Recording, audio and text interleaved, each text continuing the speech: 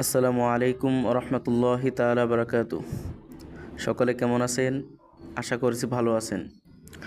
আজ পবিত্র শুক্রবার, জুম্মার দিন, মুসলিম জাতির জন্য সপ্তাহের সেরা দিন। আল্লাহ রব্বুল আলামিন এই দিনটাকে মুসলিম জাতির জন্য ঈদের দিন হিসেবে গণ্য করেছেন। সকালে ফজর নামাজ আদায় করে মসজিদের ভিতর পরিষ্কার করলাম, মসজিদের দ্বিতীয় তলা, এরকম করে মসজিদের বারান্দা ওযুখানা ধৌত করলাম। আল্লাহ রব্বুল আলামিন আমাদেরকে মুসলিম হিসেবে পাঠিয়েছেন। আমাদের উচিত তার সন্তুষ্টির জন্য 5 ওয়াক্ত নামাজ আদায় করা। সামনে রমজান মাস আসতেছে, আসুন আমরা সকলেই মিলে ভালো কাজ করি, গরিব দুঃখী মেহনতি মানুষের পাশে থাকি এবং সপ্তাহের সেরা দিন আজকে সকলে আমরা নামাজ আদায় করি। আশা করছি ভিডিওটা ভালো লাগবে। ভিডিওটা ভালো লাগলে শেয়ার করে